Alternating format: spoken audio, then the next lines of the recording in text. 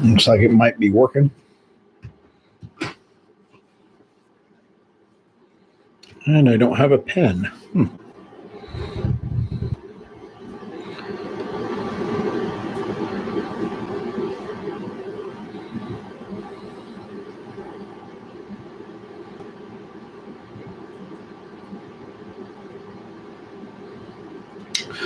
Well, that blows. Yo-ho.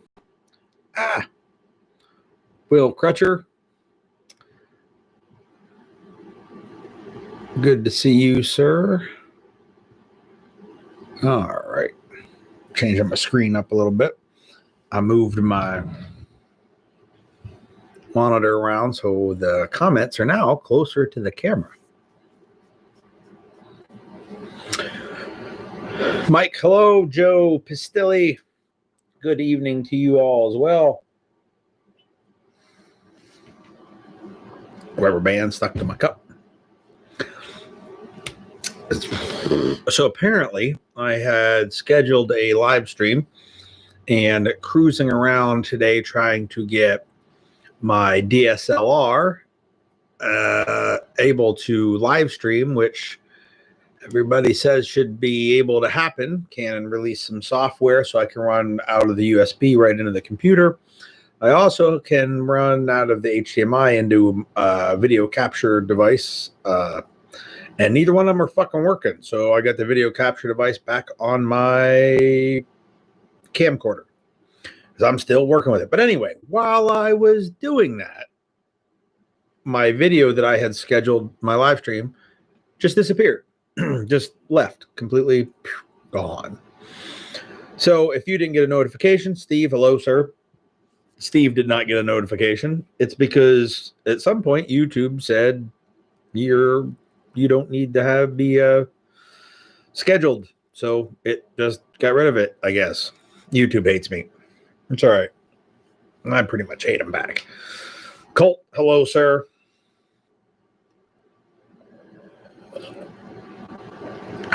This evening's live stream broadcast is brought to you by Rock God Brewing Company out of Danville, Pennsylvania. Jason McConnell, hello, sir. Looking forward to seeing you this weekend. All right. I have a list of stuff. It is soon to happen. I actually filmed a video today. 3 of them. Hard to imagine. One I put out a couple hours ago. I'm going to do another one tomorrow, probably.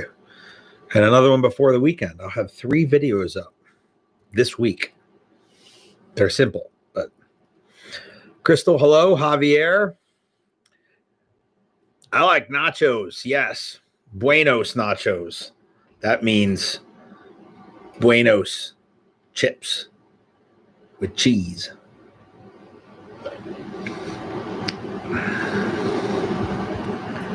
Somebody asked me once, hey, man, do you know what El Camino means? And I said, as a matter of fact, I do. It means the Camino. I've actually been told it means the road, but I like it better with the Camino. Speaking of nachos, I did not have nachos tonight, but I did have tacos. We got like a quarter of a cow a couple weeks back. I can't remember how long ago it was, but there was a fair amount of ground beef in it.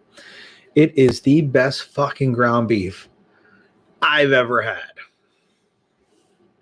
Bryant Stevens, hello, sir. Adam Hall, hello. So this, the ground beef from the local, like we went out to the farm, like they butchered the cows and pigs and stuff right there on the farm. So they got a little butcher shack. And we got this quarter of a cow. So we had hamburgers the other night, and the texture of the hamburgers was so perfect. So we had tacos tonight using beef from this butcher farm deal. And again, the texture was so perfect. Just amazing. So like normally when we make tacos, I end up browning the ground beef, and I'll be out there with like a wooden, like a bamboo spatula looking thing that's flat on the end, almost like a shovel without like a scoop, like a coal shovel without the scooped up sides. And I'll just fucking to grind it up more and more. And yeah, it's like a half hour of just smashing meat to make sure that it's not big, chunky, clunky. And this stuff was just picture perfect. All right. Yes, no floor sweepings. Tacos and beer. Well, I didn't have any beer with the tacos, but I'm having beer after the tacos.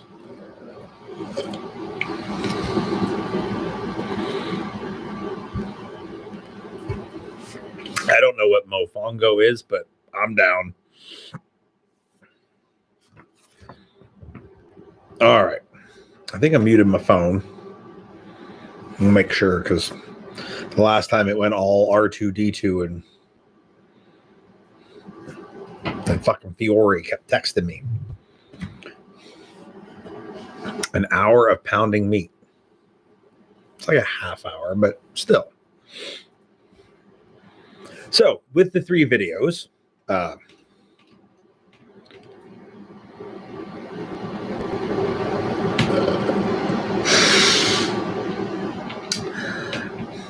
sometimes, Jack, I go for the 380 Magnum. Oh, Javier, that sounds fantastic. I'm down with steak or chicken. Shrimp is one of my more favorite seafoods, but I'd rather have steak or chicken. But what was I saying? Oh, we did 3 videos. And speaking of Fiore, of the 3 videos, the first one I put up today is a new class that we're doing. It's a workshop. It's actually kind of a seminar, but it's an all-day seminar. And it's going to involve some going outside of a classroom. So we got all those radios, like those ones. And there's another half dozen or so floating around this house.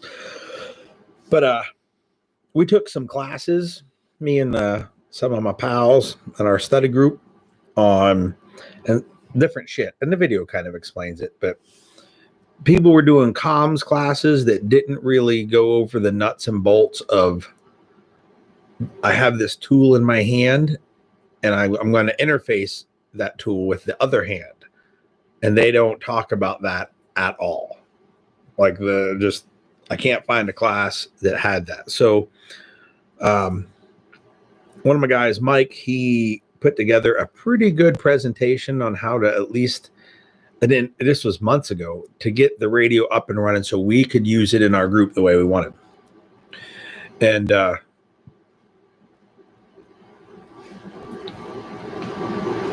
it was pretty spectacular. And he has fleshed that out a little bit more. So I had some folks that were asking me online about, like, hey, you guys seem to get this radio thing squared away. Can you teach me? So we decided we'll go ahead and put a class together. And Mike's doing most of the work. I'm really just hanging around. But it is happening September 20th. We're going to do it at Rock God. And it'll be pretty badass. We're also looking at probably sometime in the cold months traveling out to Illinois and hitting up some fellas out there that want it as well. But that is the new class, September 20th, Rock God. I think it's currently $75. We were charging $100, but I convinced Mike that we should knock a couple bucks off for like an intro price. So currently it's $75.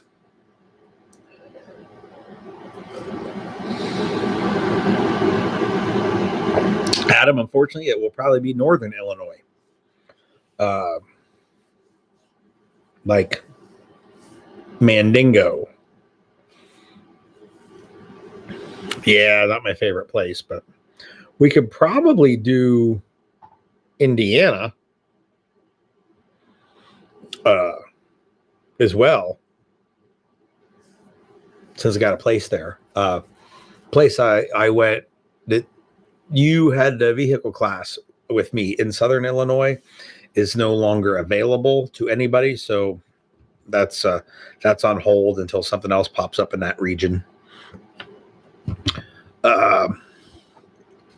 Mike Pereira, I don't know how to pronounce anything, asks about I assume you're talking about the cry cap, the night cap for PVS 14. I actually have a cry nightcap downstairs right now. I do not have a shroud on it. The shroud is on its way from TNVC as we speak. So it will, I'm going to play with it a little bit. I must say, if you just don't factor in the weight of the PVS 14, because obviously I can't mount it until the shroud is here. But if you take the PVS 14 and set it aside and you put on a cry nightcap and cinch it up the way it's supposed to be, and you take anybody's helmet and put it on and cinch it up the way it's supposed to be, the nightcap is way more comfortable. Now, I don't know with the weight up front. I don't have a counterweight battery pack for the back of it because Cry is out of stock. TNVC is out of stock. So at some point I'll put a battery counterweight on it, but just the raw nightcap is much more comfortable than any bump helmet or ballistic helmet on the market.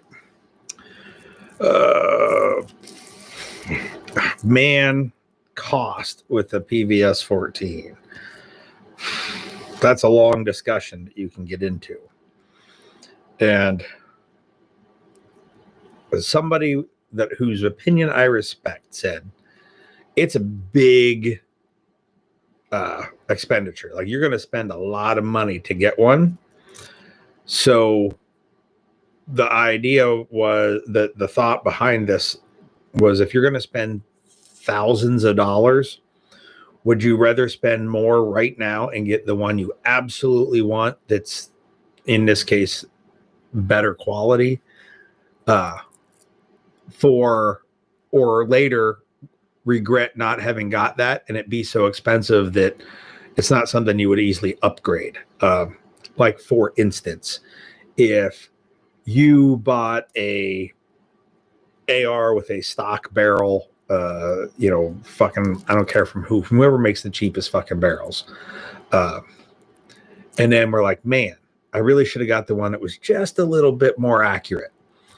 And you go, I'm just going to go buy a Ballistic Advantage for, $200 and whatever dollars it is. It's $200. But if you were going to spend $3,000 in a PVS 14 and then later go, wow, man, I really wish I got the one for $3,800. That's $3,800. You'll never get the one you want. I would never get the one I want then. So the thought behind this person's reasoning was, just buy the fucking best one that you can get right now. Unless you're looking at, I've saved up for 4 years to get $2,800 and I can get $4,000 in another 4 years.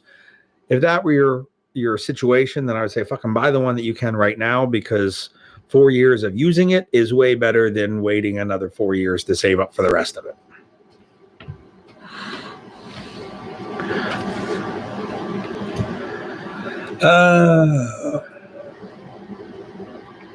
Where to get ammo?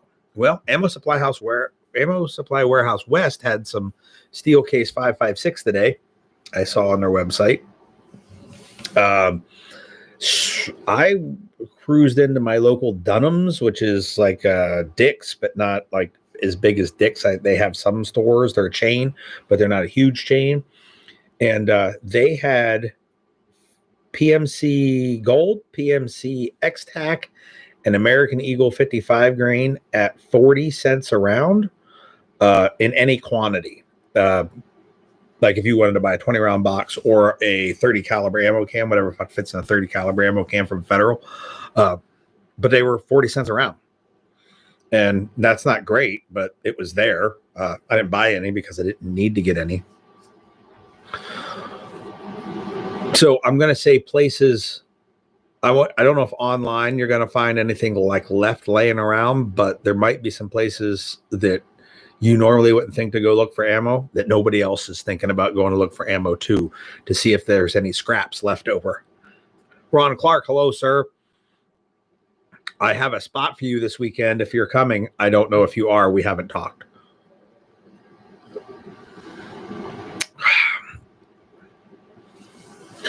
Crystal, $13,000 worth of Cry gear. Did you try on the Cry helmet? I love that helmet. And they have two different ones. One's lighter than the other. I would obviously go with the lighter one. I don't even know which one I've tried on. But man, that helmet fit my head great. Way more comfortable than all the other like Ops Core or Team Trader, Team Hillary. Was that what it is? Team Hillary?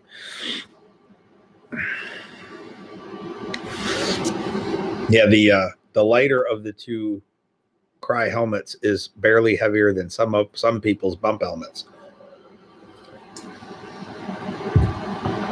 At $1,000 or $1,200 or whatever. I got some Cry stuff. That sounds terrible, Ron. Well, I'll just have you know there was a spot. Had your name all over it. I figured I'd hear from you sooner or later. Back to Cry stuff. So I have a pair of pants here that Tim Morris gave me. Tim, if you're watching, thank you, because like you did give them to me for free. And I think that it's only fitting that I pay it forward and give them to someone for free. I'm just trying to figure out who. I have an idea, but I haven't decided yet.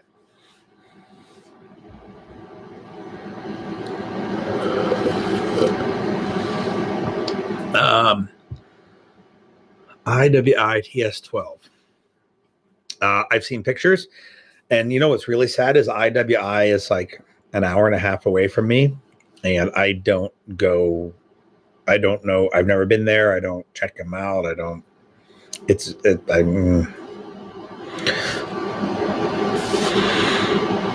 Yes, the Cry pants they're the best knee pads on the market.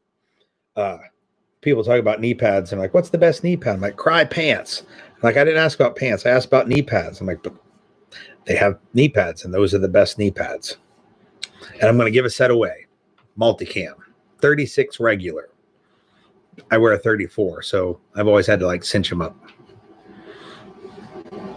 All right. So what's on my list? I had 3 new videos. You know what the other 2 videos are? I got a video talking about that Gal 15 upper that Midwest Industry sent me. I borrowed a pistol lower, put a brand new Elfman Match Pro, I think is the name of it, trigger in it that they had sent me to check out. I'm going to have it with me at the vehicle dynamics class this weekend. So I did a video on that it's going to get some testing. But if you're coming to the class, and I know there's a couple people here on this list that are coming to class this weekend, if you'd like to swap out your musket length rifle for an 11.5-inch short barrel, you're more than free to use it. I put a MRO on the top of it, a grip stop on the front. So if anyone wants to use it at any point, they're more than welcome to.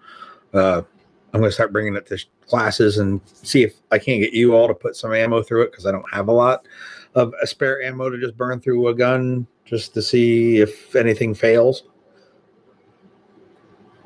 And then I did a video on the rope bag, which we had the competition last week. Nobody guessed what was in the rope bag, although there were some clever ideas for what the acronym stood for. Anyway, I have a blog. On said blog, I wrote an article about the rope bag, and I actually had people complain that it was typed out instead of like videoed so that they could just watch it or listen to it instead of read it. I was like, it's like a 45-second read, maybe 3 minutes if you read slow. So there you go. Scott's going to run the Gal 5 for, hell, you can run it for the whole time. If somebody else wants to use it, though, you can share. That'd be all right. And literally, like, whatever it gets used for, it gets used for. We're not trying to keep it in pristine condition. It's never been fired at this point. So I got to zero it between now and the weekend. But yeah, so anyhow, and here's the thing. The people that complained that they had to read the rope bag article were my fucking friends. So, like, what a bunch of bitches. Anyway, so I made a video because I was filming. Fuck it, I'll just film that too. I put up the best one, though, today because, you know, I don't want to say mimicked a famous YouTube personality in my video that I put up today, jokingly.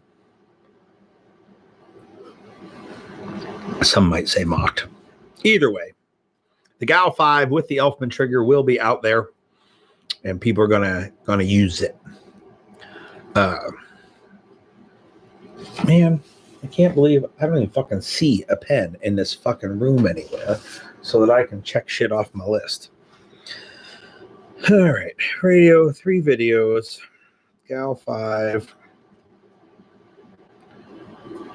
Oh, on that Gal 5,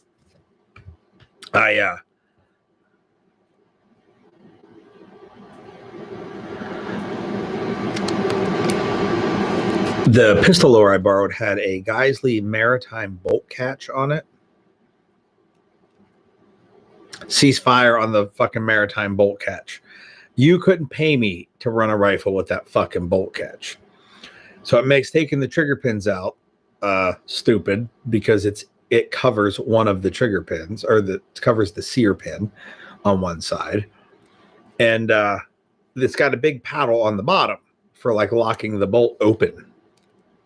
And something we don't often do, although a little bit larger than the tiny little tit that's on a regular bolt stop would make it easier. But they make it so that it's actually, you're trying to lock the bolt back most of the time if you're trying to use the paddle to drop the bolt. Because like that other paddle's like, you hit it first. Because there's like 2 paddles. And then your thumb's got to wrap up to hit the second one. But it's got to go over it and not hit the first one. Because if you hit the first one, you can't push the second one in because the first one's holding it open. Not a fan in the least bit. I don't know what they want, why it needed to be bigger. I don't know how often they need to lock the bolt to the rear that paddle needs to be so big.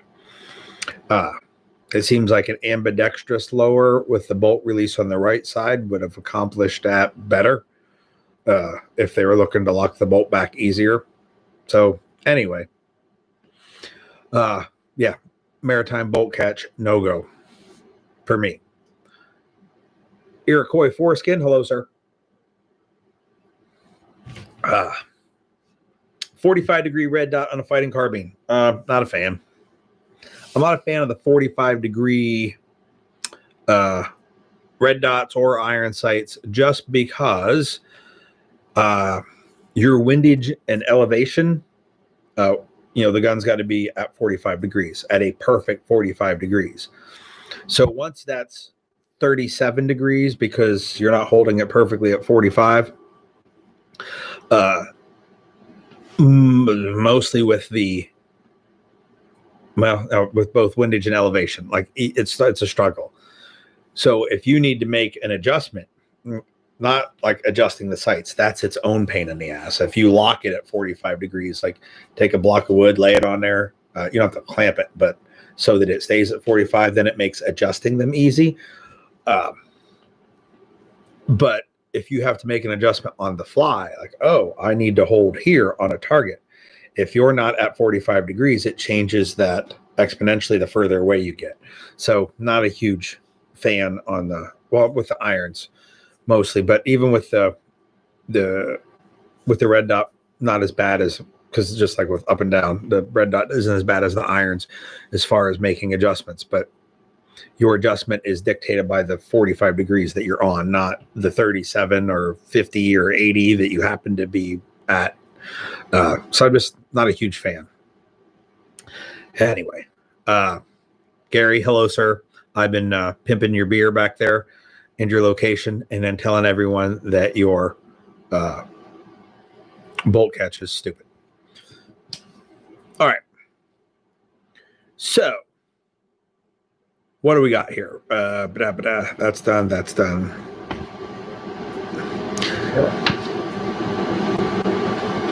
Current events.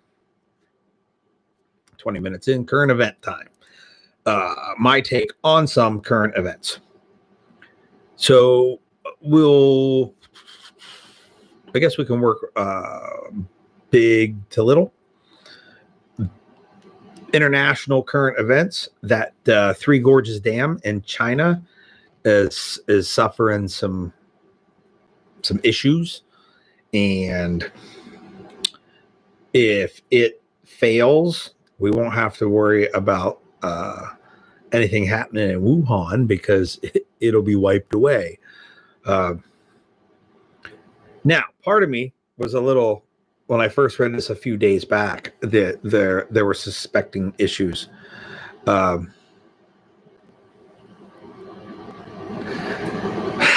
Yes, Scott, I will bring a wrench and punch.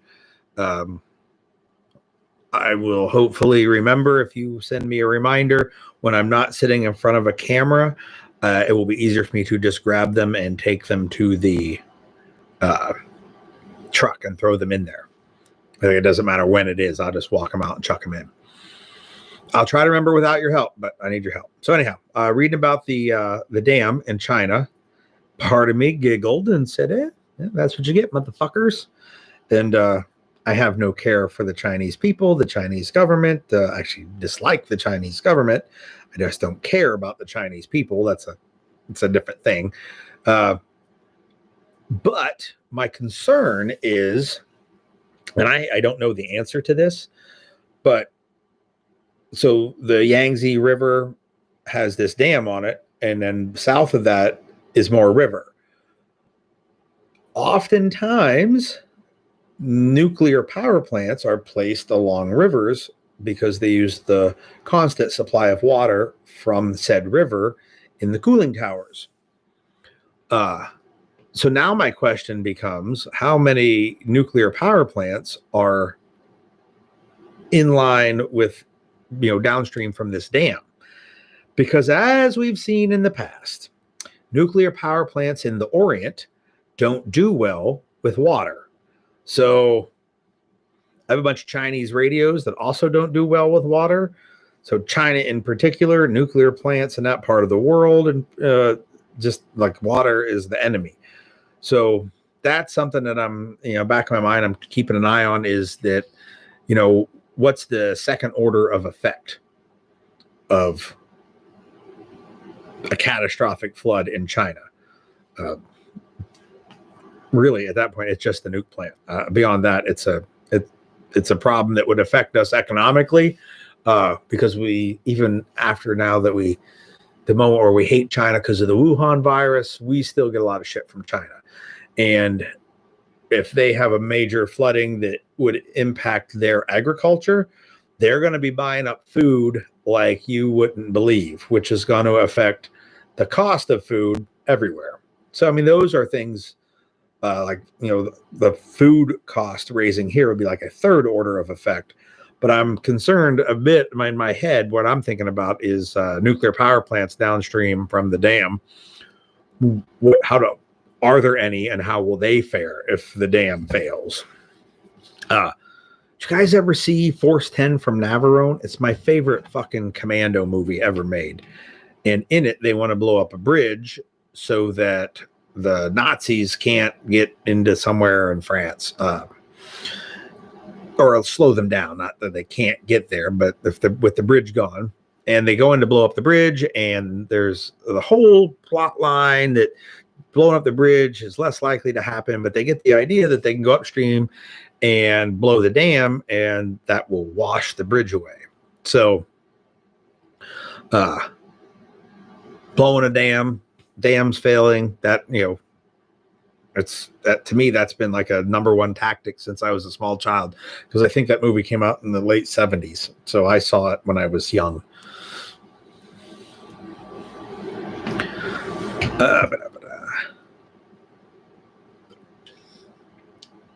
All right.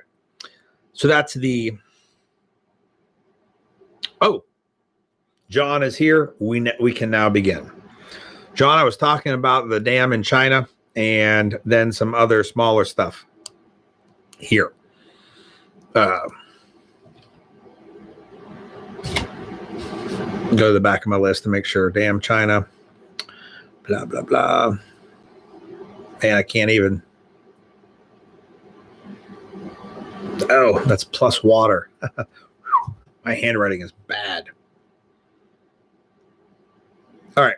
So as we go on our from international current events to national level current events, there are still a lot of rioting and violence going on in urban areas. So I mentioned earlier, I don't really care about the people of China. I don't dislike them, just don't care about them. I care more about people in urban areas than I do the Chinese, but not by a lot. They're not really my people. We just live in the same chunk of earth. There's a lot of values that we don't share, and like there isn't a whole other than we have like the same president. Like I don't know what else we really have in common at this point. However, I do care a little bit more for them than I do for foreigners. So the current violence in the urban areas is something I've been keeping an eye out, listening to some daily updates. Forward Observer every day. I try to, when an email comes, I'll read it every day. I try to also listen to the podcast version a little bit later if I'm putzing around doing stuff and can listen to things. But I can bust out reading the email in a minute or so. That's apparently one of my superpowers, is that I read quickly. Anyway,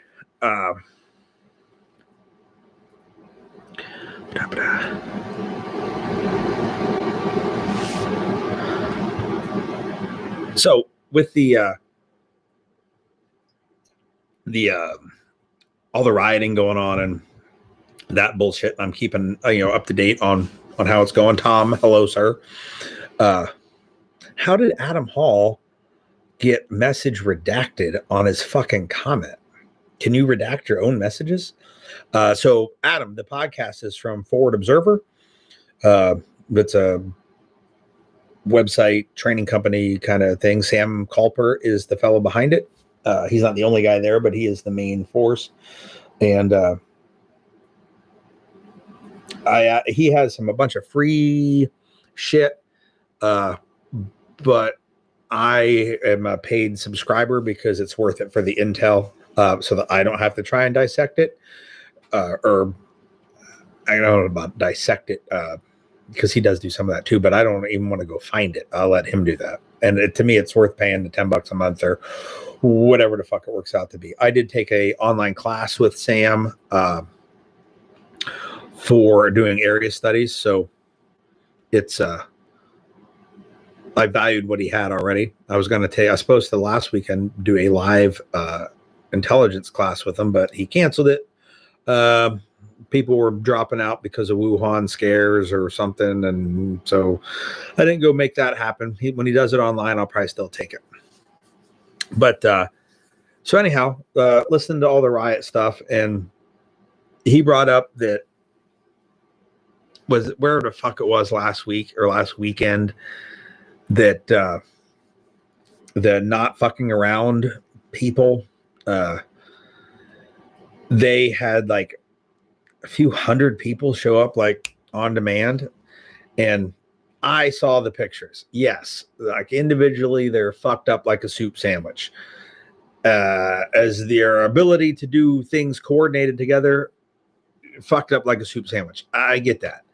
But they got 500 or 600 fucking people to show up to do shit that they could have got fucking arrested or killed doing.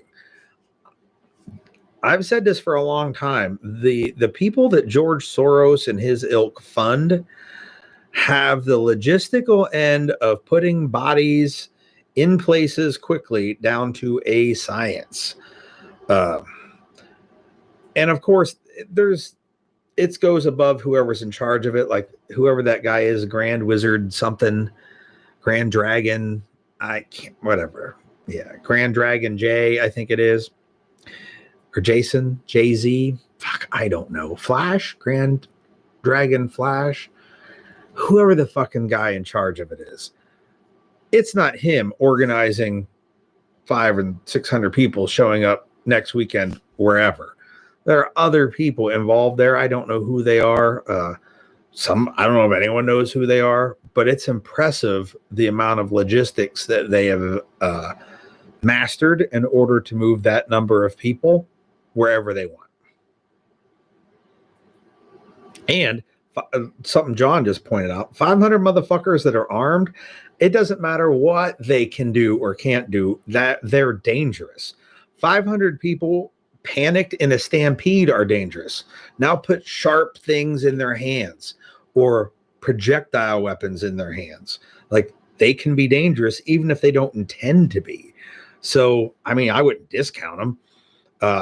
But I have to sit back and be in a little bit of awe that how quickly they can mobilize to do shit.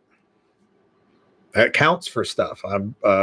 Fucking the United States won 2 world wars off the back of the fact that we were masters of logistics.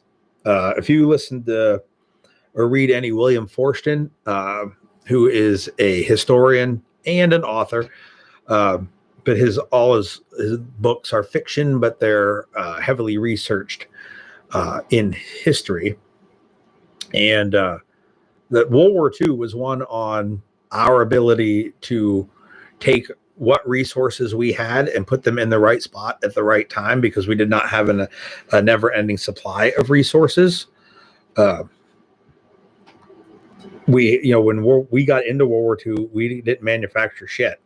Not to like making weapons of war, and we managed to take what little we could muster, put it together to build the things to get them in the right parts of the fight until it could increase the way we needed it to. And the logistics is impressive, and it's boring as fuck, but like it can make or break battles. And those dudes got it good. And yeah, there was a video leak. I haven't seen the video, but I heard somebody else reference that earlier today, that people were paid to show up, which, yeah, paying people is a way to make it happen. So they somehow managed to get the funds from somebody, Soros or his ilk. At this point, I use the term George Soros the way I mentioned like soft drinks when I say a Coke. Like, it could be a Coke, but it could be RC Cola. So like if I talk about George Soros, it could be George Soros, or it could be somebody else that I don't know his fucking name, but it is just another George Soros. But point being, they managed to get that money from somewhere, filter it where it needed to go, and get into people's hands that were willing to show up. And that's something to take notice from. Now, sure, they show up to fucking Portland or Seattle, was it Austin, fucking Kentucky somewhere. That's great. But what happens when they pick Bloomsburg, Pennsylvania? 500 fucking anybody showed up in this fucking town, they could overrun it. Like, it could be 500 kindergartners that are just looking for unicorns, and it would shut this town down potentially permanently. So, like, it just, as long as they're picking large cities where, you know, the amount of damage that they're doing is more easily absorbed in the large whole, it is safer for people. But once it starts hitting places where 5 busloads of dudes will turn a town into fucking Lebanon, then it's going to be much worse for folks. Of course, most of us live in those places because we don't like cities. But that's my take on it. Was that I've said it for a long time that they impress me with their ability to put people in places, and they are showing it daily or weekly at least that they are good at it. And I know folks that can't get a study group put together.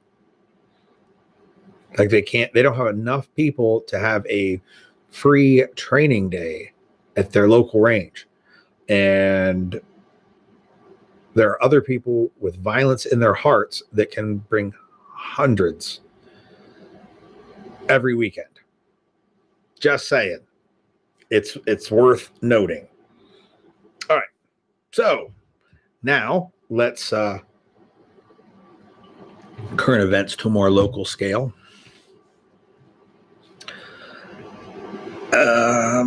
Make sure not my hair on the back. Yesterday or the day before, Jeff Quinn passed away. I met Jeff a couple years ago. Dave Biggers introduced me to him. Actually took me to his house. And I was like, Dave, where have you been hiding this guy? He's awesome. And Dave's like, he's kind of popular on YouTube. And I don't really watch any gun-related stuff on YouTube, so I felt like a shithead for not already knowing that. But I befriended Jeff in a moment and loved following him on all the social medias. Still didn't really watch videos a lot, but man, that dude made me smile and chuckle a lot.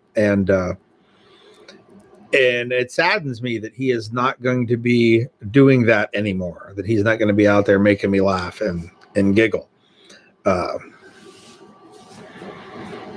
That's a bummer. Although, I don't think Jeff was the type that would want us to be mopey. I think he would have appreciated it more that we continue on with things he would have done that we all enjoyed and do that to remember him by. So, I mean, I don't really have a plan there, but I would much rather make a smart ass joke and later think, man, that's something I could have seen Jeff posting rather than a long toast kind of thing. But if you weren't aware, that was either yesterday or the day before. I get my days confused. And I found out at the end of last month, like the 30th of June, Jim Garthwaite passed away. Jim's was a pretty well-known pistolsmith, like founding member of the American Pistolsmith Guild, or maybe not a founding member, but in it, a Pistolsmith of the Year at one point. He was like the go-to guy if you wanted a high power custom done. And he did some work on 1911s for me and some AR work. I think that was it. Just two different 1911s and an AR. And my thought was that in my head, someday I would get a high power and take it over there and just let him run wild with it. And a friend of mine who lives in the same town as Jim 3 or 4 days ago sent me a copy of the obituary. And I didn't realize he was in his 70s. But a good dude, him and his wife treated us great. Before I worked for Tactical Response, we hosted them up here about 12 miles away from where Jim lived. And his shop he had a shop in his backyard and in his basement. He had some machinery down there too. So Jim came over to class and hung out for a little while. And then me and Mike, Jay, and James and Brian went over to Jim's house and like sat around a fire and had homemade ice cream. And it was a good time. And I regret that I don't have stuff here that his hands have been on, because I don't own either of those 1911s anymore. And the AR work that he did was just a pin and weld flash hider, and I don't have that barrel. I haven't had it for a long time.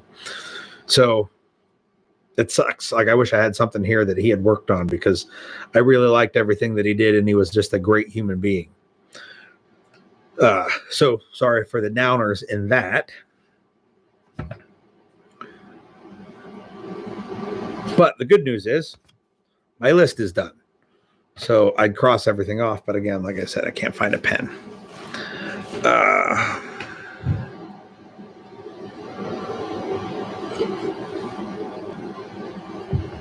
Our heroes are dying. Sometimes I still picture myself as, like the 15-year-old kid.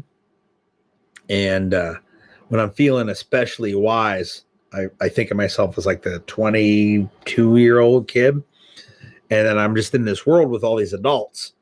And all these adults are now, the youngest ones are like in their 60s. And like, it's kind of sombering to think I'm not just a kid anymore who has all this time and to keep doing whatever he wants. And, and looking up to the adult figures are leaving me. And scary shit. I'm like the adult. I'm not even adult sized.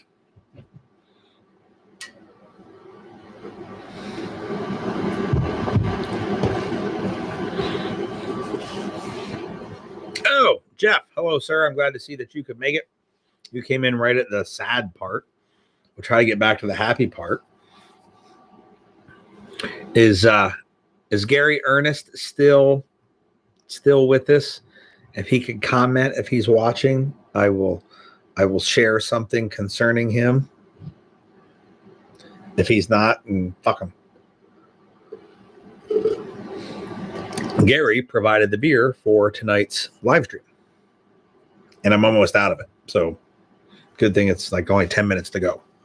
Well, he hasn't commented, so I assume he's not here. This normally is where Crystal is texting him saying, why aren't you on the live stream? It's all right. I don't even know if Crystal's still here. Oh, she's up there. She's been around for a little while. She's coming up this weekend, I believe, for class. We're going to shoot up some cars. Well, we're going to try not to shoot up the cars for a little while, and then we're going to try to shoot up the cars. All right.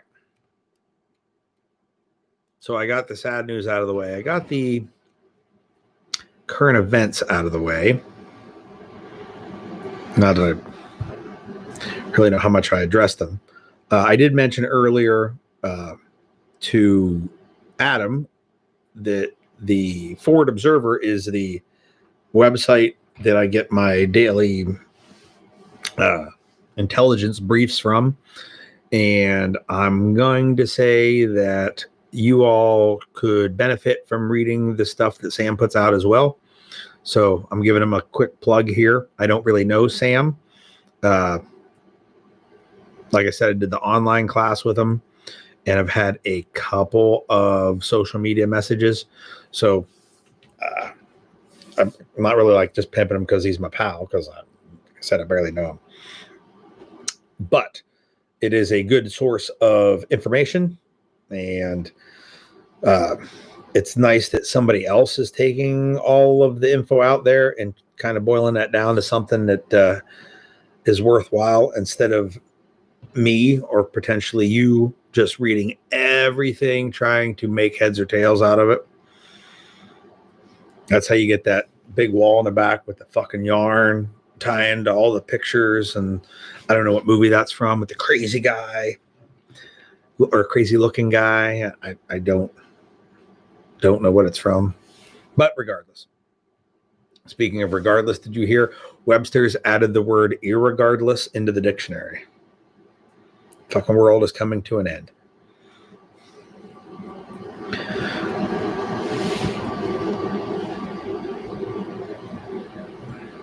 All right. So I haven't seen any comments in a bit. Am I still streaming? I guess so. All right, so I got 10 minutes up. Ain't nobody talking. I'm done being... There we go. Finally, a question. Dan Crenshaw. Well, he is the closest thing to a pirate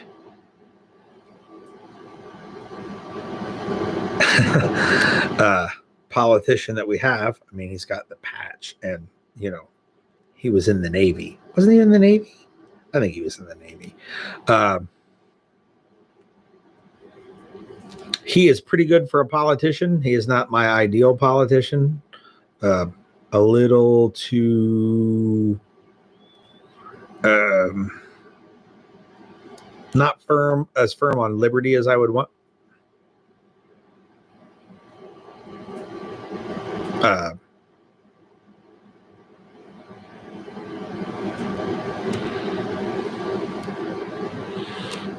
Reading comments. Adam Hall redacted his message again. That just makes him look like fucking super top secret. But yeah, Dan Crenshaw seems pretty good for a politician, but he's not awesome for a politician. He's not the person I would have picked with the way he capitulates on stuff. But given our current crop, he's like on the top end of what we have.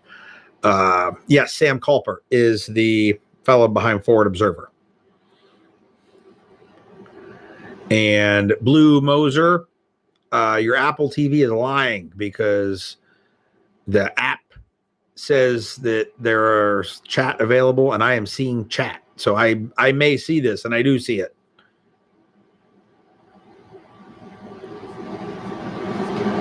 Oh, it's still cooler when you redact it because it just like, what's he talking about so top secret that it's redacted? Got the Blue Gun site mid pics on Facebook. You recommend maybe? Thanks.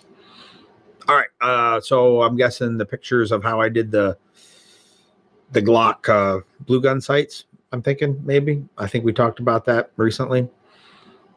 In my over-engineered way of doing it. I have some friends that are engineers that thought it was brilliant, and then all the regular people are like, that was stupid.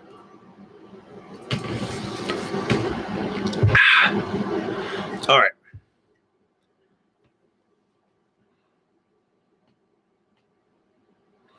Oh, yes. The Bloomsburg Fair dunking game. I don't know. They took a big thing and said, oh, you're making fun of trans people because you dressed a dude up as a chick and blah, blah, blah, blah, blah. And this is my thought on it. She, he, it, they, whatever, don't fucking care, has a really high level politically appointed position. Fuck them. Like literally, if once you become a politician, everything is fair game for what people say about you. All of it is fair game. Anything that they say about you as a elected or appointed politician, fair game.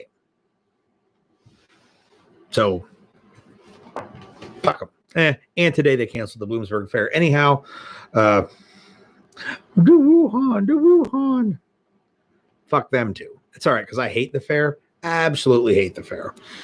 I can hit a baseball to the fair. I don't think I can throw one there. It's pretty close, and it's not awesome for the locals when the fair rolls into town. And I can't ever fucking find a place to park. People are too cheap to pay the $6 to park, so they'll walk like 2 miles and just take all the parking spots in 2 miles. And then I do things like, go work and come back and can't park near my fucking house and unload a truck full of steel targets and whatnot because fucking New Yorkers have parked in my spot because they can afford the gas to drive here from a different fucking state, but they won't pay the $6 for parking. Oh, fucking foreigners. And yes, New Yorkers, also not my people. 50-yard zero for all barrel lengths with an AR, yes. 50-yard zero. Actually, I prefer the 100 or 200-yard zero. The 50 is just going to get you close enough that you can fine tune the 200-yard zero. If you can zero at 50, but you don't have 200 yards available to confirm, it's close enough for government work. So when people want to poo-poo the 50-yard zero, when they do, they'll say things like, well, the 50-yard zero isn't exactly dead on at 200 like it says. It's actually off.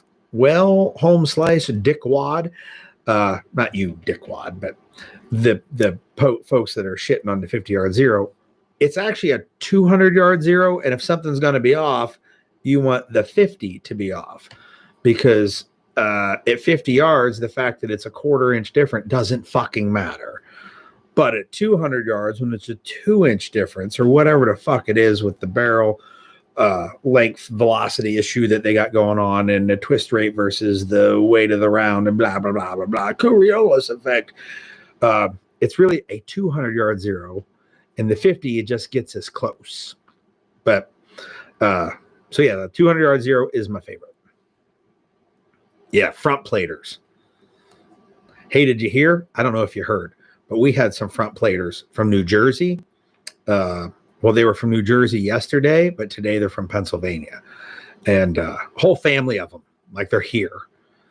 They're here. They closed on their house, or they're closing on their house, or did close on their house, or whatever you deal with the house. And like they were going to fill out their carry permit applications, like getting rid of some front platers and turning them into single platers, or whatever you would call them.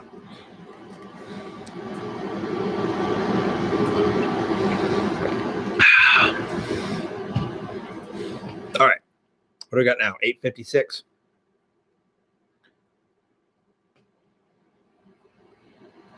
Carpetbaggers. I like it.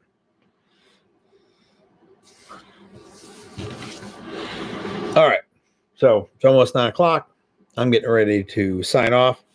Make sure I go back through my list and do a wrap up. New radio class is listed and live for September. It will be sometime in Illinois in the cold months. The expected video on the rope bag and the little notification about the Gal 5. China's about to get really wet. Reason for a little bit of concern. Grand Dragon Flash or Grand Dragon J and is not fucking around, people. Oh, speaking of that, remember the dude that they say is a member of the Libertarian Party that with the AK got fucking smoked in the chest? When you stop a vehicle and surround it and start trying to get into it and then show up with a rifle in your hand, like, you're going to get shot. That's how that works. And he did. And I don't feel for the guy. I'm sorry. But yeah, that was that. Maritime bolt catches suck. And we lost a couple of people in the gun world, Jeff Quinn and Jim Garthwaite. That is my entire list. So with that, I am going to get out of here. I will see you all next Tuesday. I have class Saturday, Sunday, Monday, so I should be well rested and ready to go for Tuesday evening. And that's really all that's happening. If you are a pre-orderer of the second batch of Target stands, they are in production as we speak still. So soon, it'll be soon. And with that, you all take it easy and have a wonderful evening. Yes, I want to end the stream.